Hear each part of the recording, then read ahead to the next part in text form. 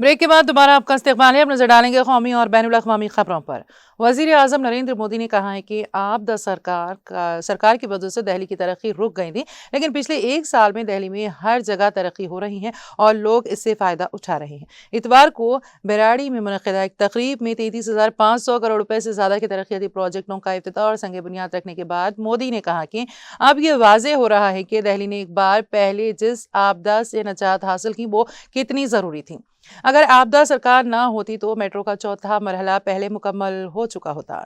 BJP की हुकूमत बनने के बाद दिल्ली में तरक्की की रफ्तार तेज हुई है। दिल्ली में हर रोज लाखों लोग बसों में सफर करते हैं, इसलिए लोगों को साफ और आरामदेह बस सर्विस मिलती है।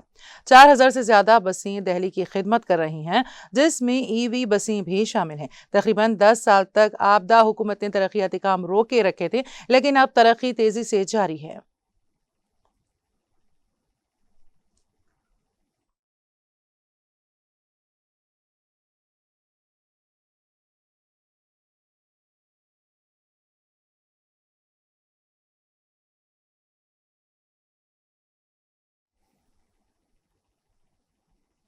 कांग्रेस सदर मल्लिकार्जुन खड़गे ने कहा है कि कोई भी मुआशरा सिर्फ उसी सूरत में सही मायनों में तरक्की करता है जब खवातीन को बराबर का सच्चा, सही और हकीकी हक हासिल हो। खड़गे ने खवातीन के आलमी दिन के मौके पर इतवार को सोशल मीडिया प्लेटफॉर्म एक्स पर एक पोस्ट में सनफी मसावत और खवातीन के मसावी हुकूक के हवाले से बाबा साहेब भीमराव अम्बेडकर के एक कौल का हवाला देते हुए लिखा कि आपका जन्म दुख सहने के लिए नहीं हुआ है, बल्कि आपकी पैदाइश बुलंदियों और तरक्की के लिए हुई है। उन्होंने मजीद कहा कि खवातीन तरक्की में सिर्फ शिराकतदार ही नहीं बल्कि उसकी मोहर्रिक क़ुव्वत भी हैं। खवातीन अपनी जहानत, लचक, हमदर्दी और पुख्ता अज़्म के जोर पर मुआशरों को बाइख्तियार बनाती हैं और मजबूत मुल्क की तामीर करती हैं। खवातीन के आलमी दिन के मौके पर हम दुनिया भर की खवातीन की हिम्मत, क़यादत और उनकी अनगिनत खिदमत का जश्न मनाते हैं। उन्होंने कहा कि किसी भी मुआशरे में सच्ची तरक्की तभी होगी जब मसावत महज एक ख्वाहिश नहीं बल्कि हर खातून के लिए एक जीती जागती हकीकत बन जाएगी।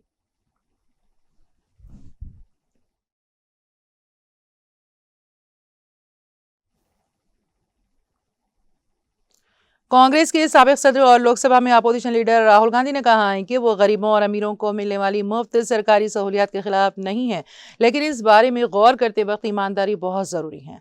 राहुल गांधी ने इतवार को सोशल मीडिया प्लेटफॉर्म एक्स पर एक पोस्ट में कहा कि गरीबों को दी जाने वाली सरकारी सहूलियात का मजाक उड़ाया जा रहा है, जबकि अमीर लोगों को दी जाने वाली सहूलियात को एजाज करार दिया जाता है। उन्होंने लिखा कि जब गरीबों को गुजर बसर के लिए सब्सिडी मिलती है तो उसे रेवड़ियां और मुफ्त सहूलियात कहा जाता है।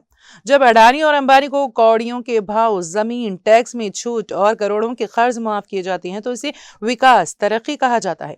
कांग्रेस लीडर ने सहूलियात के दोनों पहलुओं पर गौर करने की जरूरत पर जोर देते हुए कहा है कि गरीबों को शर्मिंदा किया जाता है जबकि ताकतवर लोगों की तारीफें की जाती हैं। मैं मुफ्त सहूलियात के बारे में बातचीत के लिए तैयार हूं, लेकिन आइए ईमानदारी से दोनों अतराफ का जायजा लें।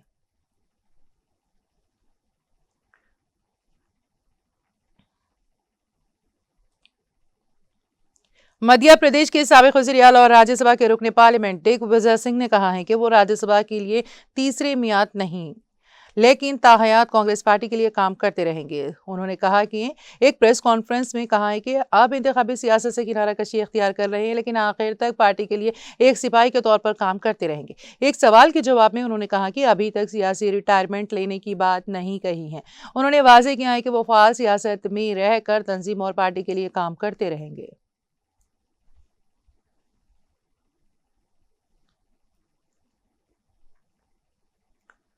टाटा ग्रुप की फिजाई कंपनी एयर इंडिया ने बताया है कि वो यूरोप के 6 शहरों और न्यूयॉर्क, कोलंबो और माले के लिए 10 से 18 मार्च के दरमियान 78 इजाफी परवाजें चलाएंगी। एयर इंडिया ने इतवार को एक प्रेस रिलीज में कहा है कि इन परवाजों में 17,760 नशिस्तें दस्तियाब होंगी। उनमें न्यूयॉर्क को छोड़कर बाकी तमाम परवाजों के लिए रेगुलेटरी मंजूर हासिल हो गई हैं। मुंबई से लंदन हेथुरू एयरपोर्ट के लिए 2 परवाजें दस्तियाब होंगी। दिल्ली से न्यूयॉर्क के लिए 3 परवाजें, लंदन हेथुरू के लिए 4, फ्रैंकफर्ट के लिए 8 और ज़्यूरिख के लिए 2, माले के लिए 9 और कोलंबो के लिए 8 परवाजें होंगी। दिल्ली से पेरिस की वाहिद परवाज 15 मार्च को दस्तियाब होंगी। यूरोपीय शहरों के लिए बोइंग 787-8 तैयारे इस्तेमाल किए जाएंगे, जबकि माले और कोलंबो के रास्तों पर एयरबेस एयरबस A320 न्यू तैयारी चलाए जाएंगे। अगर दिल्ली से न्यूयॉर्क की परवाज को मंजूरी मिल जाती है तो इस रास्ते पर बोइंग नंबर 777-300ER तैयारा चलाया जाएगा।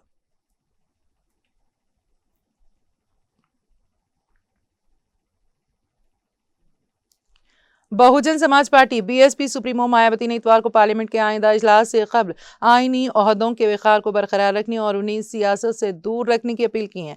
इस हवाले से उन्होंने सदर जमहूरिया और लोकसभा के स्पीकर के ओहदों के हवाले से खुसूसी जोर दिया। सोशल मीडिया प्लेटफॉर्म एक्स साबिक़ा ट्विटर पर जारी अपने बयान में मायावती ने कहा है कि आईने हिंद के नजरियात और इक़दार के मुताबिक सदर के ओहदे का एहतराम करना और तयशुदा प्रोटोकॉल की पासदारी करना हर एक के लिए ज़रूरी है। उन्होंने कहा कि इस तरह के आईनी ओहदे को किसी भी सूरत में सियासत का मौजू बनाना मुनासिब नहीं है।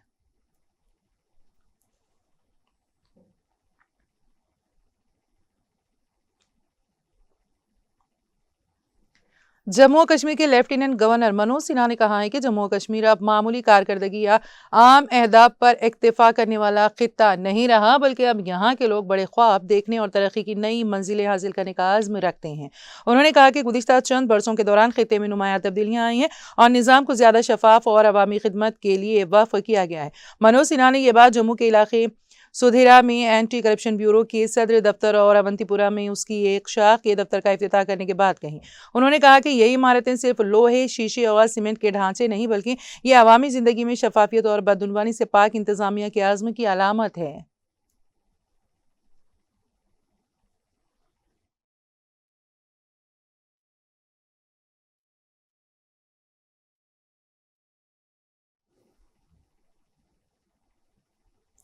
अमेरिकी सदर ट्रंप ने कहा है कि वो ईरान से गैर मशरू तर्क असलहा का मुतालबा करते हैं। अमेरिकी सदर ने एयरफोर्स वन तैयारे में सहाफ़ियों से बात करते हुए कहा है कि इस वक्त अमेरिका मजबूत पोजीशन में है और अब अमेरिका किसी समझौते का ख्वाह नहीं है। उन्होंने मजीद कहा, उन्हें मुकम्मल तौर पर तबाह किया जा रहा है। एक वक्त ऐसा भी आ सकता है जब मुझे नहीं लगता वहाँ हथियार डालने की बात करने के लिए भी कोई बाकी बचेगा। ट्रंप ने दावा किया कि जंग के इब्तदाई 2 दिनों में ईरान ने जितने मिसाइल और ड्रोन हमले किए थे, अब वो सिर्फ तकरीबन 9% हमले ही कर पा रहा है। उनके मुताबिक इसकी वजह से यह है कि ईरान के पास अब ज्यादा वसाइल बाकी नहीं रहे। उन्होंने कहा, हमें लगता है कि ऐसा इसलिए है क्योंकि उनके पास अब ज्यादा कुछ नहीं बचा है।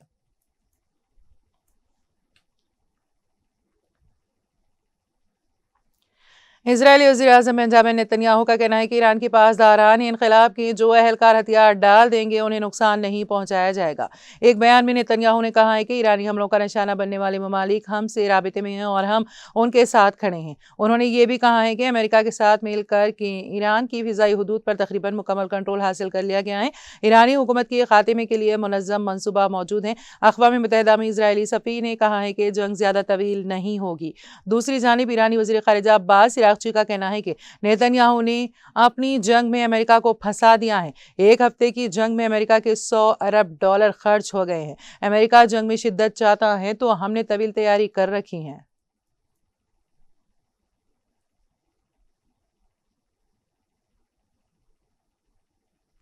तुर्किया के वज़ीर ख़ारिजा ख़ाक़ान फ़ैदान ने खबरदार किया है कि ईरान में हुकूमत की तब्दीली के लिए खाना जंगी को हवा देने की कोई भी कोशिश एक तारीखी गलती साबित होगी और इससे पूरा खित्ता अदम इस्तेहकाम का शिकार हो सकता है। इस्तांबुल में सहाफ़ियों से गुफ्तगू करते हुए ख़ाक़ान फ़ैदान ने कहा है कि तुर्किया उन तमाम इक़दाम की मुखालिफत करता है जिनका मकसद ईरान में नस्ली या मजहबी बुनियादों पर खाना जंगी को भड़काना है। उन्होंने कहा कि ऐसा कोई भी मंजरनामा निहायत खतरनाक होगा और उसके नतायज पूरे खित्ते के लिए संगीन साबित हो सकते हैं। फैदान के ये बयानात इन रिपोर्ट्स के बाद सामने आए हैं जिनमें कहा गया था कि वाशिंगटन ईरान में दरअंदाजी के लिए गिर्द गोरिल्ला ग्रुपों को मुसल्ला करने की कोशिश कर रहा है और अमेरिकी सदर डोनाल्ड ट्रंप ने ऐसे हमलों की हिमायत का इजहार किया है। तुर्क वज़ीर ख़ारिजा के मुताबिक इस तरह के इक़दाम तुर्किया के लिए भी मुश्किलात पैदा कर सकते हैं क्योंकि तुर्किया कई दहाइयों तक कुर्द अस्करियत पसंद ग्रुप PKK के खिलाफ खून रेज जंग लड़ता रहा और अब वो इस तनाज़े को ख़त्म करने की कोशिश कर रहा है।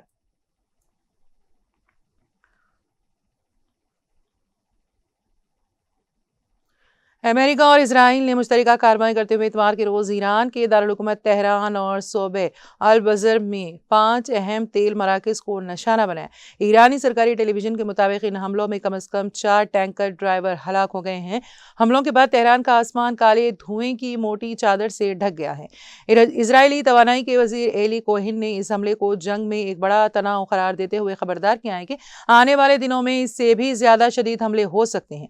उन्होंने एक रेडियो चैनल से गुफ्तगू करते हुए कहा है कि ईरानी हुकूमत को नुकसान पहुंचाने वाले तमाम अहदाफ हमारी फहरिस्त में शामिल है। ईरान की फॉर्स खबरसां एजेंसी के मुताबिक इस हमले में तेल जखीरा करने के 4 मराकज़ और एक पेट्रोलियम मरकज को निशाना बनाया गया है।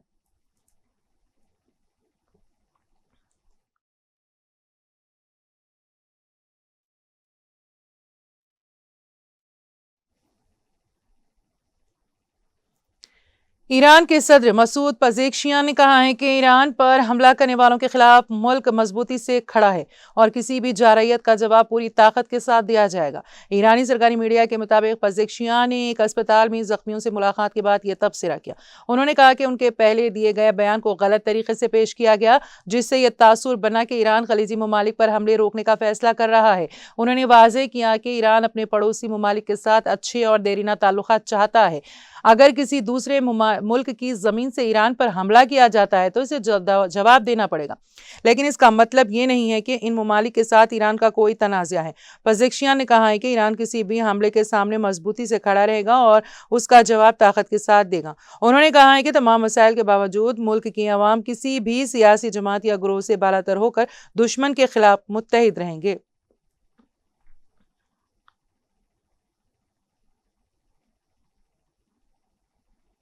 ईरान की आला कौमी सलामती कौंसिल के सेक्रेटरी अली लारिजानी ने दावा किया है कि हालिया झड़पों के दौरान कई अमेरिकी फौजियों को ईरानी अफवाज ने कैदी बना लिया है और अमेरिका इस हकीकत को छुपाने की कोशिश कर रहा है। लारिजानी ने सोशल मीडिया प्लेटफॉर्म एक्स पर इतवार के रोज की गई एक पोस्ट में कहा कि उन्हें इत्तला मिली है कि कई अमेरिकी फौजियों को गिरफ्तार किया गया है। उन्होंने इल्जाम लगाया है कि अमेरिकी फरीक ये कह रहा है कि वो जंग में मारे गए हैं, लेकिन ये हकीकत ज्यादा देर तक छुपी नहीं रह सकती। गुज़िश्ता माह के आखिर से अमेरिका और इजराइल की जानिब से ईरान पर हमले शुरू किए जाने के बाद खित्ते में तनाज़ा तेज हो गया है। इसके जवाब में ईरान की मुसल्लह अफवाज खासतौर पर Islamic revolutionary guard core IRGC ने कई हसास और स्ट्रेटेजिक मुकामात को निशाना बनाते हुए सैकड़ों बैलिस्टिक मिसाइलों और ड्रोन से जवाबी हमले किए हैं। इससे एक दिन पहले लारिजानी ने खबरदार किया था कि अमेरिकी की कार्रवाई का जवाब दिया जाएगा।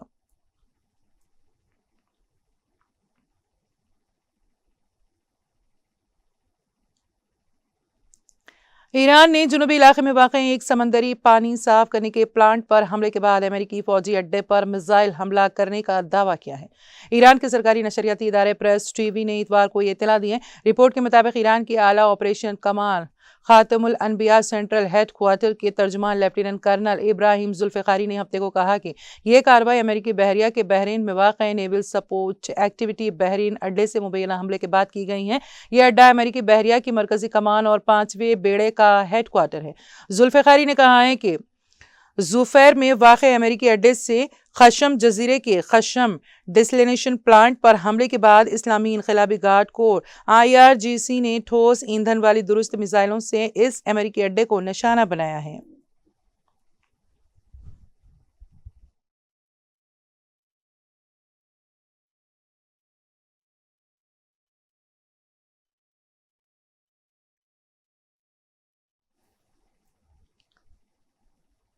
और अब आखिर में एक नज़र हेडलाइंस पर। कॉलेज जाने वाली तालिबात को अनकरीब फराहम की जाएंगी इलेक्ट्रिक स्कूटीज। 9 दिसंबर तक शहर की सड़कों से तमाम डीजल बसें कर दी जाएंगी खत्म। प्रजा भवन में आलमी यौम ख़वातीन के मौके पर मुनक़िदा तक़रीब से वज़ीर आला रेवंत रेड्डी का खिताब।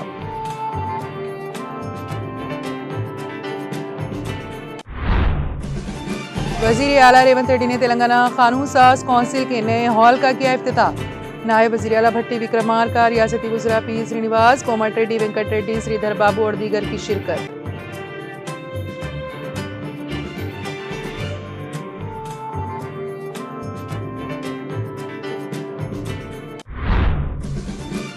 आलमी यौम ख़वातीन के मौके पर के चंद्रशेखर राव और के तारक रामाराव ने दुनिया भर की ख़वातीन को दी मुबारकबाद। कहा खवातीन समाज और मुल्क की तामीर और तरक्की में बराबर का अदा कर रही है किरदार।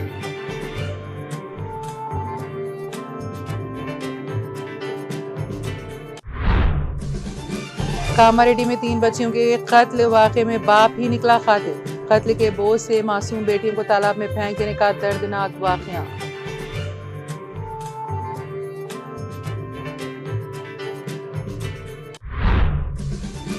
वज़ीर आज़म मोदी ने 33,500 करोड़ रुपए के तरक्याती कामों का इफ्तिताह और रखा संग बुनियाद। तकरीब से किया खिताब, कहा आपदा सरकार ने रोक दिया था दिल्ली की तरक्की का सफर।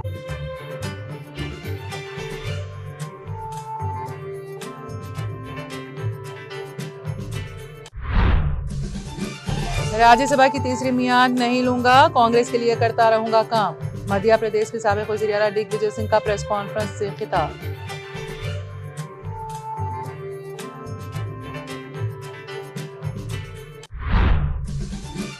अमेरिकी सदर ट्रंप का ईरान से गैर मशरूत तर्क असलहा का मुतालबा। कहा इस वक्त अमेरिका मजबूत पोजीशन में और अब अमेरिका किसी समझौते का ख्वाह नहीं।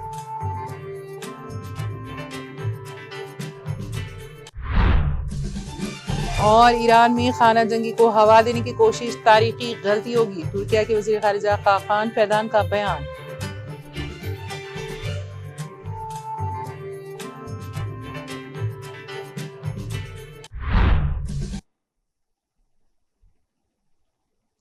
तेलंगाना एक्सप्रेस में फिलहाल इतना ही। ताज़ा तरीन अपडेट्स के लिए देखते रहिए TTV। अब मुझे और मेरी पूरी टीम को दे इजाज़त। खुदा हाफिज।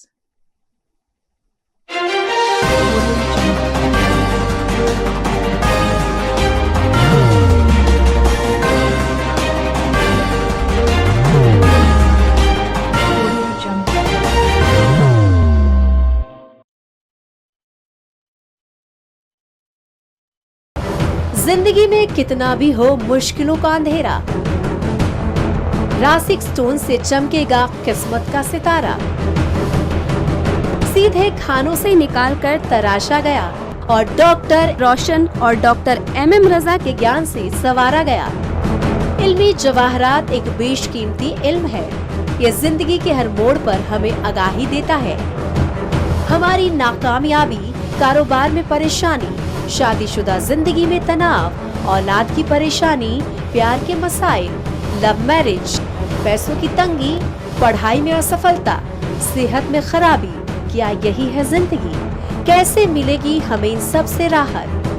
इन सब मुश्किलों से निजात पाने के लिए जेमोलॉजिस्ट डॉक्टर रोशन और डॉक्टर MM रजा से एक मुलाकात बदल सकती है जिंदगी और तकदीर दोनों। Bangalore, Hyderabad, Visakhapatnam, Vijayawada, Dubai, Delhi, Mumbai. One visit can change your life.